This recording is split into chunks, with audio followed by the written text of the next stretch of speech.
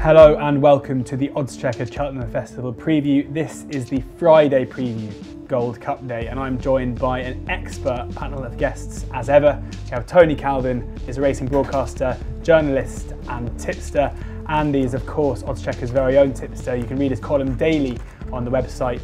And Neil is a pro punter from Betting Emporium who's been giving us his pearls of wisdom all day. But here we are with the end of the day. It's the Friday, everyone's knackered, everyone's drunk too many Guinness, and we're looking forward to the Gold Cup. But before we get into the Friday racing, just to let you know that we are giving away 5 £100 Amazon vouchers on Friday of the festival. To enter the competition, simply place any £1 or more bet via the Oddschecker app on that day to be in with a chance to win. So make sure you download the app now, and as I say, you can get Andy's tips on there, you can have a bet through there, and hopefully you can win an £100 Amazon voucher. We're recording this on the Thursday before the festival, so 8 days until Gold Cup Day. It's currently raining outside and we anticipate more rain coming. We've spoken on the Tuesday podcast and the other two as well about the potential for there being heavy ground. So if you're coming into this one first and it hasn't, it's not yet Tuesday, Wednesday or Thursday, go back and have a listen or have a watch of those first. Right, now on to Friday. This is exactly how I think I'm going to feel on Friday morning next week. It's the Triumph to get us started, and an interesting one at the top end of the market with Solo, the 3-1 favourite, Goshen 4-1, All Mankind is 9-2, Aspire Tower 6-1, Andy, a horse that you've tipped up in Sasaiko, is 14-1, 16-1 bar. And we'll come on to you a little bit later because I think we'll speak to you about Sasaiko, but firstly let's have a look at those couple at the top. So Tony, how do you view the top end of the Triumph market? I saw that Solo performance. I was at home and I was obviously very impressed by it. Not as impressed by it as some. Obviously, some bookmakers cut it pretty dramatically. So my immediate thought was that form wasn't as good as it looked. I don't think Fujimoto Fire ran her race. So I just thought it might have been a little bit flattered, and I was quite happy to lay Solo in the immediate aftermath of that race. I averaged about 4.5, well, not around, exactly 4.55 Solo for a fair few quid. I thought people market might have overreacted initially, and thankfully the market's come back to me this morning. Actually, it was 4.3 this morning. At the time of filming, he's drifted out to 4.9, so I can close out a little bit of that and free up some funds. I thought it was obviously a clearly very good performance. It wasn't a one-off. It's not like a Zubair who won that race for Nichols a few years back. It's got a more grounded profile. It's had obviously the run in France, worked out well. But I just thought, I don't think that Andy will probably underline it. Hopefully anyway. I don't think the time was any massive, great shakes there, and I just think it could be a very strong Triumph this year.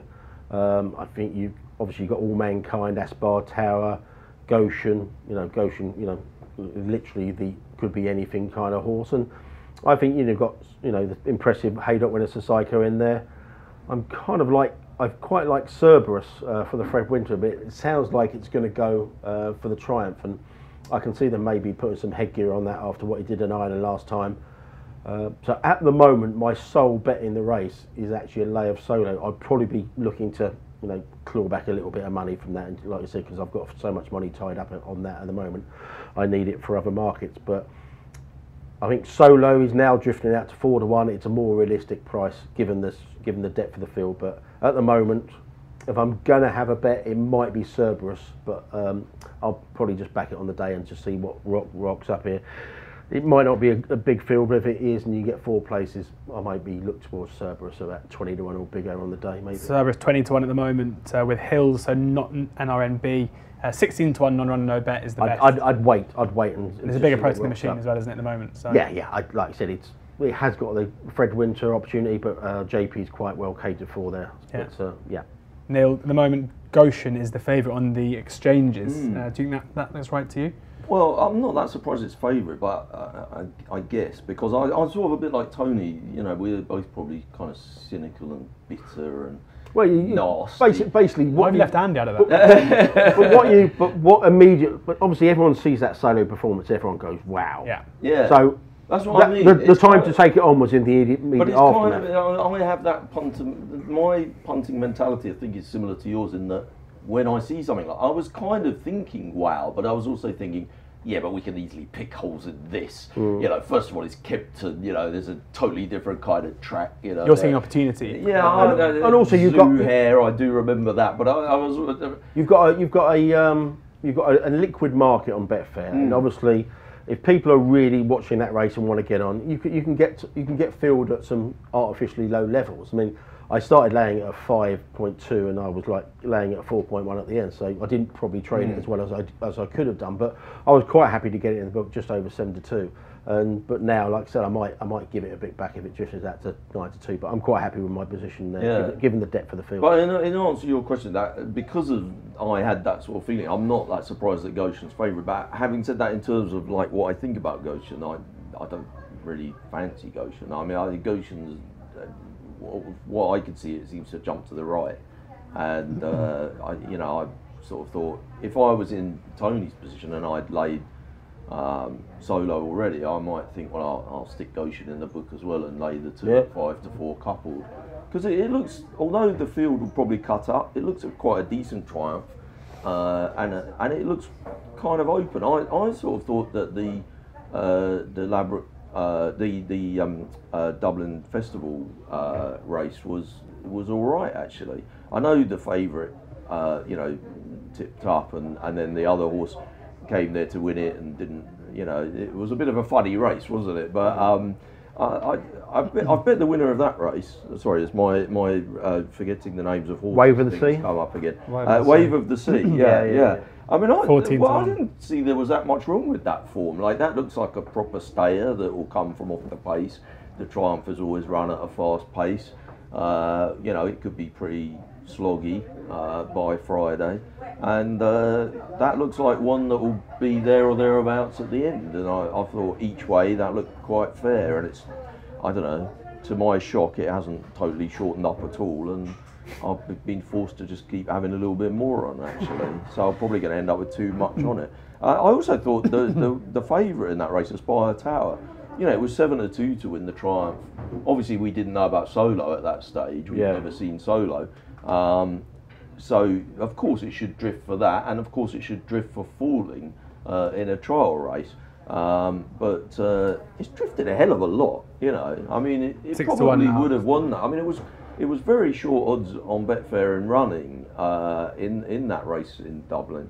And if it had won that race, it wouldn't be. I mean, it's trading on the machine now. It's trading 9.2. I laid it in Ireland. Around about 4 to 9, and I was getting the impression that if it hadn't fallen at the last, I'd probably just about done my money. It wasn't certain by any means. But I agree, and so I think actually that's quite a fair price now as well. So I think those two each way would be me. Right, Andy, time to talk about Psycho. Yeah, I love the Triumph Hurdle. It's one of my favourite races of the whole meeting. Similar to 2-year-olds on the flat, these 3-year-old stroke 4-year-olds, they're just babies, so they're getting an indicator on how fast they run, particularly should give you some guide to whether they're up to championship level or not. So the time figures that we've kept, the historic data that we've got, there's a benchmark, and ones that have gone over it have run to a good standard, and the ones that are under it probably won't be good enough. There's been a few that have run to that level this year, but not as many as you would have thought. So I do think it's more wide open in the market. Well, it is a wide open market, but I think there's plenty of horses you can fancy. I'd be against Solo at the price. I agree with Tony. Straight away after that Kempton run, my immediate reaction was to think suspiciously when a horse wins that easily. So I went back and clocked the sectionals from the path going away from the stands, and you had 4 good guidelines that day. You had Downtown Getaway, Highway 102, and there was another. Someone You Love. Okay. And there was that run was somewhere in between. It was around about the same time as Highway 102. It was a 135 rated horse. But it wasn't as good as the 150 winner of Tom Simmons. So he's probably run to somewhere in and around about the 140 mark, yet the handicap gave him a rating of 157. Yeah, Timeform actually went the other way and went only 144. Yeah, there was a big difference of opinion there. It just didn't seem right. So I think he's a nice horse, but I couldn't have him at 3 to 1 for the Triumph off the back of that run. He's got to go now and do it at Cheltenham in a different environment. The one thing we can say, which everyone has said, that this race is going to be strongly run. So you've got to be very hardy and of good of mind to win this race. You know, Aspartame makes the running, Solo made the run at Kempton, Goshen likes to dominate, All Mankind, well, you know, he goes off like the taxman's chasing him. So this is going to be a brutally run race. Mistakes, not having the ability to travel or to stay well, you'll get found out, and that's why I've come down on the side of Sissoko. I've got the numbers by this horse to suggest he's better than his odds suggest. The day when he beat Bullionaire by 31 lengths at Exeter, there was no fluke about that, and the number that he did that day told me straight away this could be a graded horse. He was 133 after he won that race, and I thought, God, he's would be a good thing in the Fred Winter or the Boodles if they keep him on 133. And it was properly soft at Haydock that day as well. And then he went to Haydock, won the Victor Ladorum. And you know, I think he's weighed 149 now, so he's not got too much to find. He stays well. He's not beholden to how the race will be run, in the sense that he can just sit in off the speed. He's a strong stayer.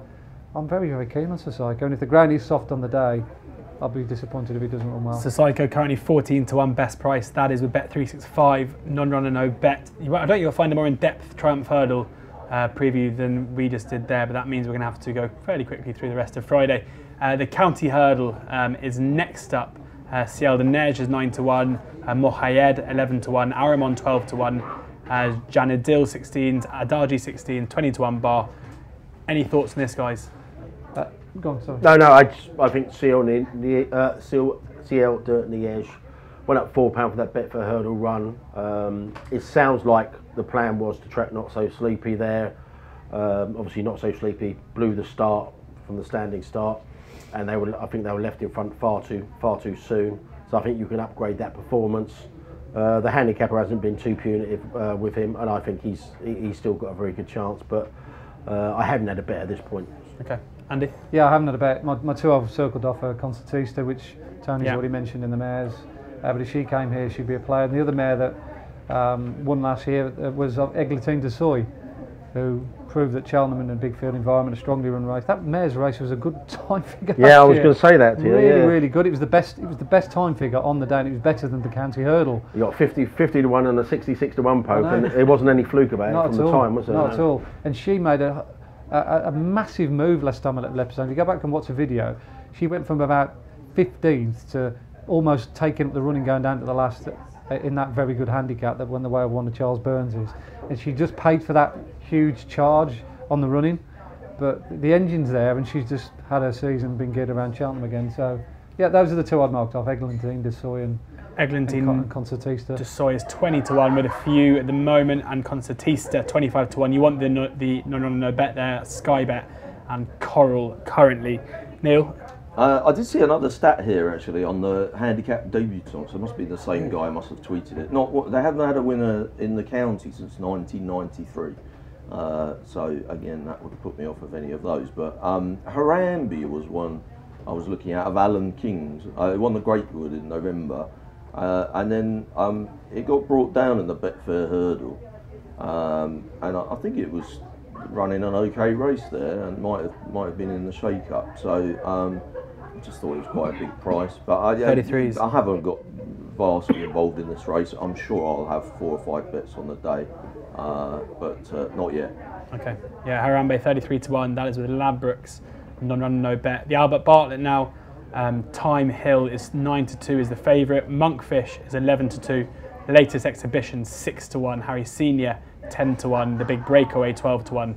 A few of them there at 12-1. Neil, coming back to you here for the Albert Bartlett. Well, it's funny, isn't it? A load of stats came out a couple of years ago that to win the Albert Bartlett you have to have run about 23 times that season, and everybody kind of falls for the ones that look a bit more, sexy, that have run 3 times and look like they, could be anything. I don't know, I started looking at it, and all the ones I liked had only run 3 times, so that's probably not good. I mean, it is a race that horses can win at big prices in, and I sort of think rather than go for, I don't know, like a sort of a Monkfish or something, if Willie Mullins is that's run 3 times over hurdles, or maybe a Time Hill of Hobbs's, which has only run 3 times over hurdles, I might dig a bit deeper and try and find something that's run a million times. And that, I guess the one that you'd end up with, especially if it's really soft ground, is maybe Ramsay's Detail, which is a real kind of gutsy slogger that's been around for donkey's years. I mean, if the ground wasn't so soft, then maybe you could go for something like Redford Road, which won a course and distance race in November and has been targeted for this. It's a Twiston Davis, but I mean that's only had 6 runs. Yeah, it's not a race I'm going to play anti-post. I will surely have a bet on the day, but it'll be two stabs win only on things that have had loads of runs and like soft ground. Ramsay's Detail 12-1 across the board. Andy, you've got a brilliant record in these novice hurdles, so we're hoping for some more of the same. I do like this race as well, but you should be prepared for a shock because we've had 50s, 33 pokes winning this from left field. So I think you need to probably look outside the box. Tyne Hill ticks every single box apart from the Challow Hurdle stat, which is no Challow Hurdle winner's won a novice hurdle at the Cheltenham Festival. So he's got that looming over his head, albeit he looks the right type for the race, I would say. There's a stat going around that says that Monkfish can't win. I can't remember who it was. I did a podcast. That's good enough, yeah. It's good. It's just good enough to know that he can't win, and he was 0 from 100. I think it's something to do with either his sire or whatever it was. But do you pay much attention to that stuff? Not really. Yes and no. I think you'd be absolutely crazy just to dismiss it totally. You'd certainly adjust your stakes accordingly. Worth pointing out, it's been a big move for Janet Dill. That's the gossip horse, isn't it? 25s into 14s. I think Higginstown are always worth looking at with their sort of second and third strings in this. And if Gordon Ellick runs a horse called Run Wild Fred, currently 33-1 with 365, I think he's worth more than a second look. I got a very good time for him the other day when he won at Fairy House. He beat one of Willie Mullins, who they all thought was a certainty, and he just blatantly outstayed him.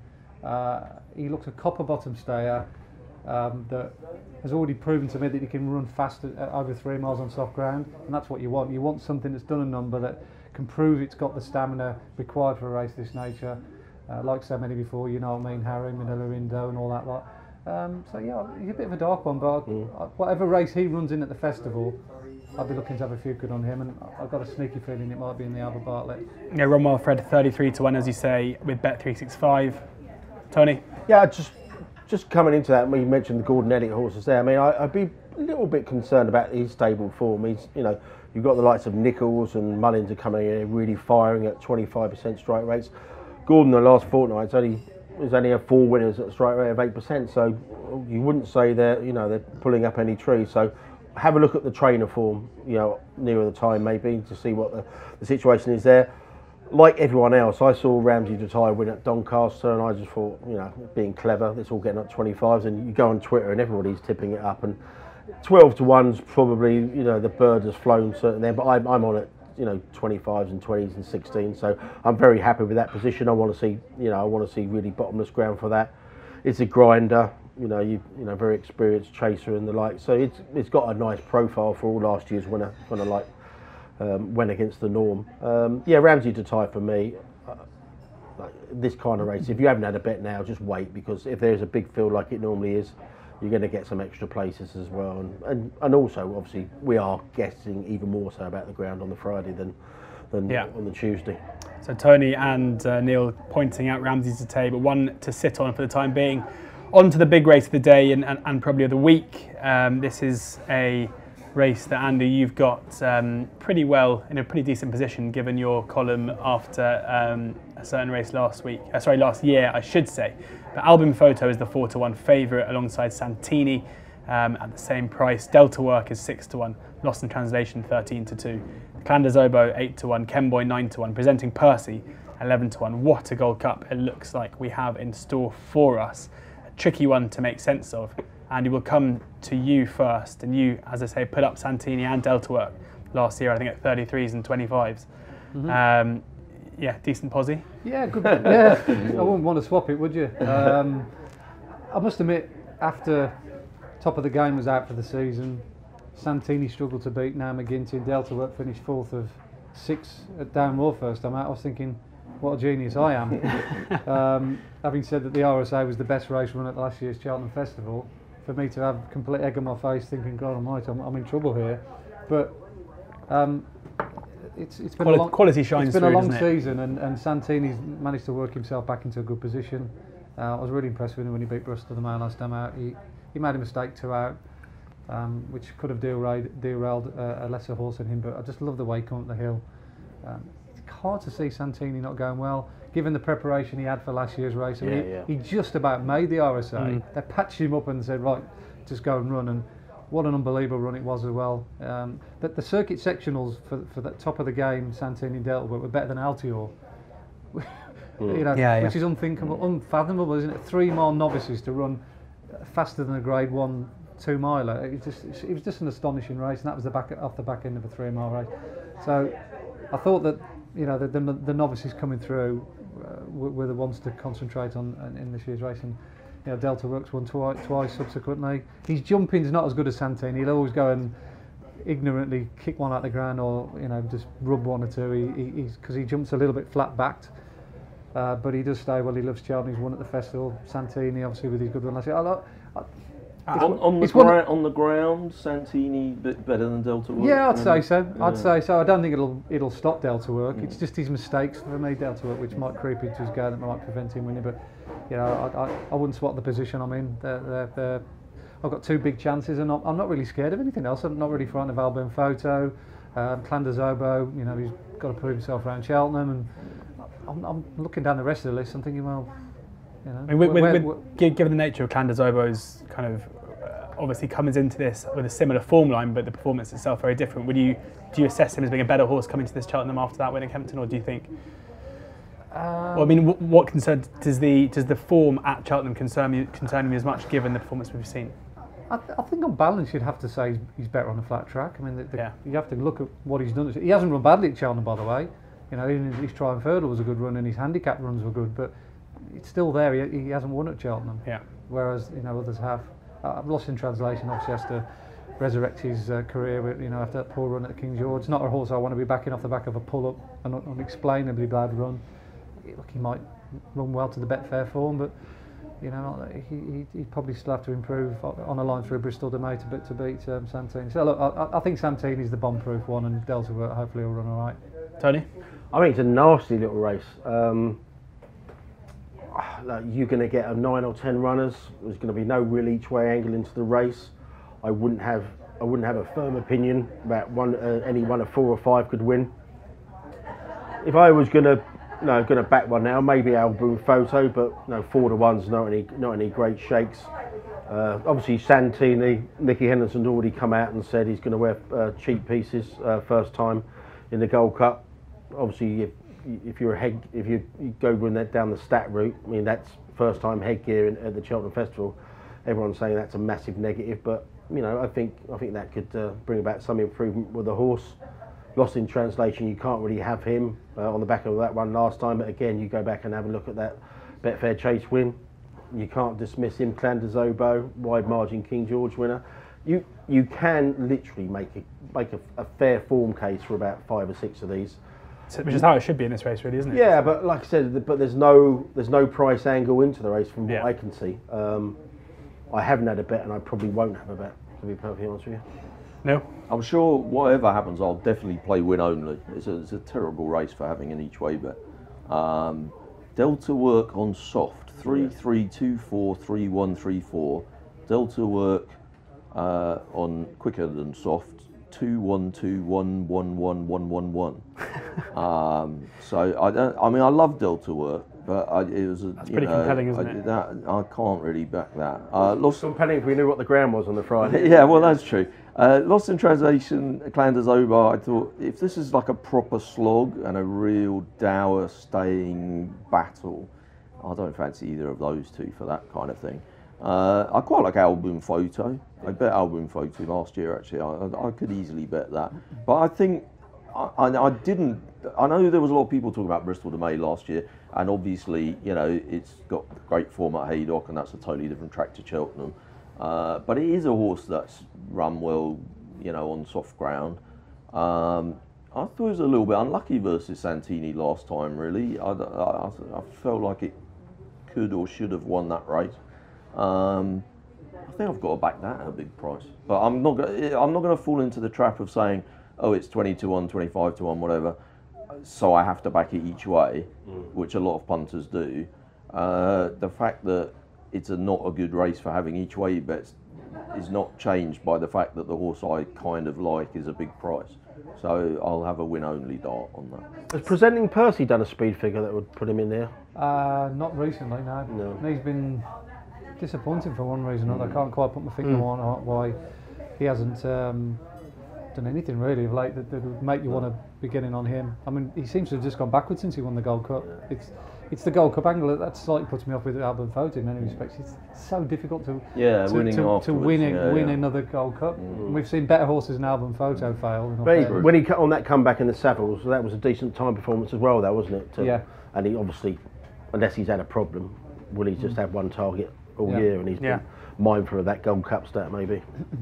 But Andy, if I had to push you for a bet at the prices now, I just think Santino will win. There we go. that's the line we wanted. Had to push you. So that's the Gold Cup preview. Now I will be on my train back to London, but some people will be sticking around, and we're going to talk about the Foxhunters. If anybody wants to, that is. I'm not talking about the Foxhunters. Neil. No, I honestly, I haven't got a view on it. I mean, what I would say is, if you are going to play, always on the day there are firms that offer 5 places on the Foxhunters, and normally there's only about 12 that anybody of any kind of judges seem to give a chance to.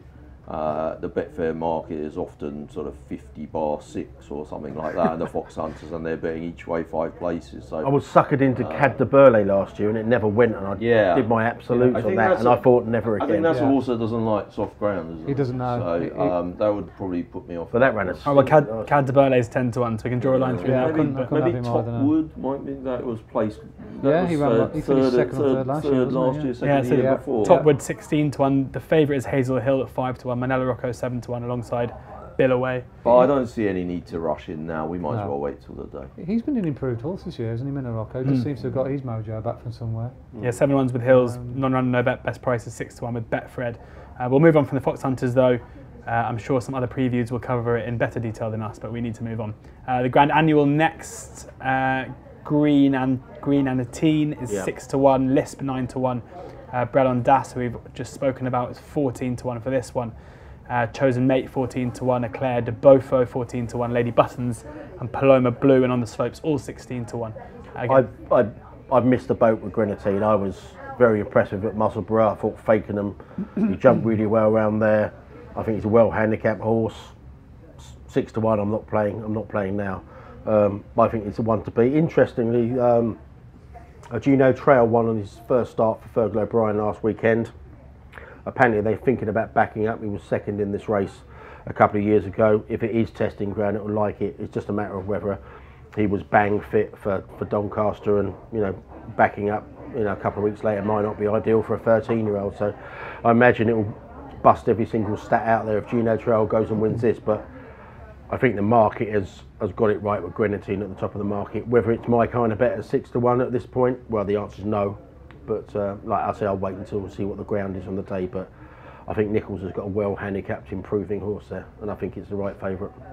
Andy, couldn't argue with that. Yeah, I think there's almost a case to be made, an argument to say that he might be a bet for next year's Champion Chase. Yes. I think potentially he could be that grade. He's got that little bit of va-va-voom about him that seems to suggest that he's better than a handicapper. But this is a tough environment. Mistakes, you get horses fall, and it's a brutal race. I actually thought Bundoran was a big price. I was surprised when I looked at the entries and saw him in it. He's one of the top weights. He's been kept fresh since he won at Kempton. He was second in the race last year. When he broke my bloody heart again. I remember that 1.58. I was thinking, yeah, go on, Paddy, go on, get it up. And then that Croco Bay comes and does me. Croco Bay. I must. That it was a good festival last year, but I remember leaving the track thinking, how on earth did Bundoran not win that? But he's 33 to 1. Yeah, which seems a preposterous price for a horse who. Is it? Did he fall in the water last? Was it the water that did it for him last time, Bundoran, when he fell? I think he won at Kempton last time. Yeah. Bundoran fell last time, didn't he? It fell last time. Yeah. Did it? He come out and I think he landed in the. Was it in the water at Newbury? I'll find out. In the game spirit. I'll find out whilst you're. Either way, I know he's run up to a good level this year when he has got round, and he just strikes me as being a mad his record in that race and his record on that course is just great. Yeah, isn't it? and Tom George's horses are in good nick. Yeah, that's a good point actually. Yeah. They haven't been in great form all season, but yeah, he's another stable form. Yeah, fell at the water. Yeah, fell at the water. Good shout. Yeah, but he's the one that I looked at along with On the Slopes. On the Slopes needs a lot of horses to drop out. I think he's about number 40 odd on the card, but there's the potential for horses to go elsewhere, and he looks like the 2 miles suited him better than the 2.5 mile in that race Imperial Law and Simply Bet's running. So Bundoran 33-1 with Bet365 there. Neil? I haven't actually done anything in this race yet, but I would say two things. Even any prep or just a bet? Or? Nothing actually, because I just felt like too far away in the ground and everything like that. But first of all, the safety limit in this race is low again, so you get the quarter first 4, even though there's not that many runners. So it's a brilliant race for punters to play each way. If you can get those terms, or I don't really like the 5th first 5, but somebody else was tweeting the other day saying if you've won a handicap chase that season, it makes it really hard to win the Grand. No one's done that for 83 years or so. I don't know, it was 10 years or something like that since a horse that had won a handicap chase, because you need to have something up. A horse that hasn't been off. Yeah, basically. I mean, I was saying something up your sleeve, but you're right. Yeah, you have to have cheated like mad to win the race, and that seemed to make sense to me. We've seen some horses that have been out of form and come back into form to win it as well. You don't necessarily have to be a dark horse that is really unexposed, but maybe you can have been a little bit out of form. Yeah, it's not a race where you should be afraid of backing outsiders, I think. Perfect. So on to the last race of the festival, the Martin Pipe. I liked where you're thinking is the 7-1 favourite. That's with Ladbrokes. Column of Fire 8-1, Pylon 8-1, along with Front View 12-1. The Boss's Oscar 14-1 bar. Andy, coming to you to give us a winner in the lucky last. Well, it's a race dominated by the Irish. I think Gordon Elliott likes to win this race, obviously being a former employee of Martin Pipe, and he's got a good chance here with Column of Fire, who ran well at Leopardstown last time out. His time figures have been pretty good for a novice. I certainly wouldn't put you off that lad, but if you go back and watch a horse, I like the way you're thinking, who ran at Leopardstown last time out, and you didn't afford yourself a little chuckle, then there's something wrong with it, because that was given a very, very eye-catching ride, let's say. Quite right. Yeah, with a view to perhaps one of the handicaps at Cheltenham. Okay. It's interesting that he's got Gavin Cromwell, this is. I like the way you're thinking for JP. He's also got a horse called Alpha Mix. I don't know whether... I've heard a few people talking about that. What's the story there? Well, they're both similarly come through the ranks from almost nowhere. Alpha Mix, Summer Jumper, all of a sudden, taking on the likes of Kilfenora. And this, I like the way you're thinking, one apologising at the Galway Festival, and they've obviously kept him back. Them running through the winter on a regular basis, but he just had a nice little prep the other day at Leopardstown, and he was given a night. Oh, we'll just run on into 5th or 6th, not knocked about. I love these euphemisms racing. Prep. Yeah. So he's very interesting. A lot of people fancy Front View as well. Joseph O'Brien won it last year with a JP horse that had been targeted, and Front View ran in a good race last time out. That I think was above average. So juggle those three up. Column of Fire, I like the way you think in Front View, depending on who rides them on the day, what the ground is, and whose stables are in form. Guys, Tony? Conflated interests me if it comes here, and I think everyone's been talking about Pylon for a while. I think that's got form with some of the part owned by the racecourse chairman, isn't it? What, Pylon? Yeah. I mean, it's got some decent form with the likes of Chantry House, isn't it? But I thought that was an obvious one. But then again, you're talking about an 8-1 shot. Again, this is a handicap that I'll wait till the final field and go from there. But yeah, Pylon. Conflated 20-1 with Hills, then 16's non-run, no bet elsewhere. Yeah. Who? I found that Grand Annual stat actually. Last 15 Grand Annuals, 119 runners that won a handicap chase that year beaten. Due one. Front View. Yes, I've had a chunk on Front View each way. I mean, it's pretty obvious, I suppose. Joseph O'Brien, and they won it last year, and it's a similar kind of thing. I thought that was quite solid. Somebody suggested to me, where was it? one other one. Thomas McDonough for Jamie Snowden. 33 to 1 across the board. Yeah, really like soft ground. I mean, Jamie Snowden hasn't got too many runners in the week. I think he tweeted about that just about an hour ago. He really liked it, apparently. I haven't been looking on Twitter in the last hour, but I Nor should Tony have been. I must have seen that the other day. You've got to keep abreast of these things, George. Good to know. But I have back front view. I'm sure I'll have a few other bits in the race, but I'm pretty happy with front view at the moment. In fact, I would still back it. I'm not saying I've backed it at massive prices. I did back it slightly bigger, but I think it's 6 to 1 across the board now. 8 to Boyle, 6 to everyone else. I can easily see this going off 7 to 2 favourite. What, front view? Yeah. It was in the Imperial Cup on Saturday.